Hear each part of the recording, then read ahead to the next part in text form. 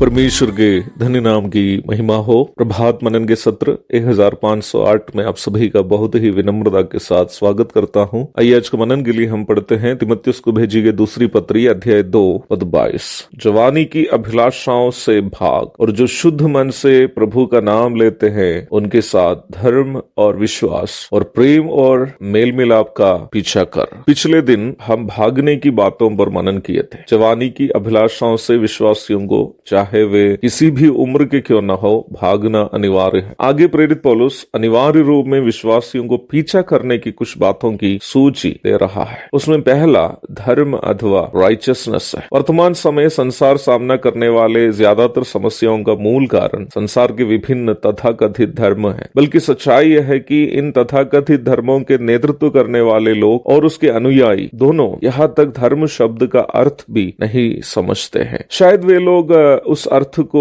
जानते तो धर्म के नाम में जो भी झगड़े रगड़े और खून बहावट हो रहे हैं वे नहीं होते। पवित्र शास्त्र बाइबल धर्म शब्द की परिभाषा बहुत ही स्पष्ट तरीके से करती है। प्रभु यीशु मसीह ने कहा, इसलिए पहले तुम परमेश्वर के राज्य और उसके धर्म की खोज करो तो ये सब वस्तुएं भी तुम्हें मिल जाएगी। मत्ती 6:33। यीशु मसीह के द्वारा बताया गया वो धर्म कौन सा है जिसकी खोज हमें अनिवार्य रूप में करनी है। मत्ती रचित सुसमाचार के अध्याय 5 से लेकर अध्याय 7 तक प्रभु यीशु मसीह परमेश्वर पिता के धार्मिक स्वभावों के बारे में समझा रहा है। इन अध्यायों का मनन बहुत ही गहराई से करने की आवश्यकता है, परंतु समय के अभाव के कारण मैं ऐसा साहस करने की कोशिश अभी नहीं करना चाहता। 5वां अध्याय के अंतिम पद में प्रभु यीशु मसीह के प्रस्ताव का एक निचोड़ वहां इस प्रकार हम देख सकते हैं, इसलिए चाहिए कि सिद्ध बनो जैसा तुम्हारा स्वर्गीय पिता सिद्ध है। निम्न भाग का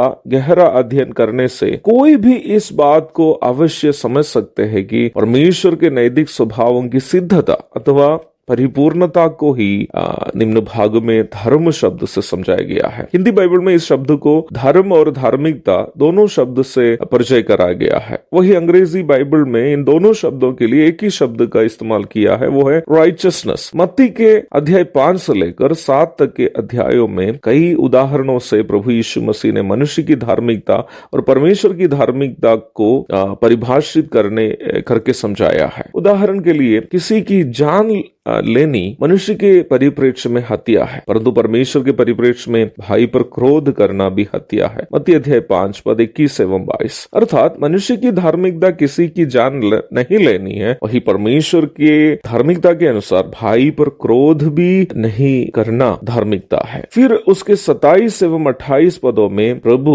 व्यभिचार को परिभाषित करता है। मनुष्य की धार्मिकता के अनुसार पराये स्त्री के साथ शारीरिक संबंध रखना व्यभिचार है। वही परमेश्वर की धार्मिकता के अनुसार पराये स्त्री पर कुदृष्टि अथवा व्यभिचार के नजरों से देखना भी व्यभिचार है। इन सब बातें समझाने के बाद प्रभु कह रहा है, इसलिए चाहिए कि तुम सिद्ध बनो जैसा तुम्हारा स्वर्गीय पिता सिद्ध है। अर्थात मनुष्य को अपनी धार्मिकता के स्तर को परमेश्वर की धार्मिकता के स्तर तक उठाना। आगे के अध्यायों में प्रभु स्वयं अपने जीवन से परमेश्वर की धार्मिकता की परिपूर्णता को मनुष्य शरीर में दिखाते हुए हम पढ़ते हैं। आज पाप से प्रदूषित धार्मिकता के साथ जीवन बिताने वाला हर एक इंसान को परमेश्वर के धर्म अथवा धार्मिकता अपनाने का एकमात्र विकल्प प्रभु यीशु मसीह को अपने दिल में बसाकर प्रभु यीशु मसीह के द्वारा प्रदर्शित किया गया धार्मिकता का अनुकरण करने की कोशिश करनी है। आज का मनन उसके लिए हम सबकी प्रेरणा करे, वही मेरी कामना है, प्रार्थना है। एक और शुभ दिन की धन्य कामनाओं के साथ आज का मनन का मैं यहाँ पूर्ण विराम करता हूँ। प्रभु आप सबको आशीष दे। आमीन।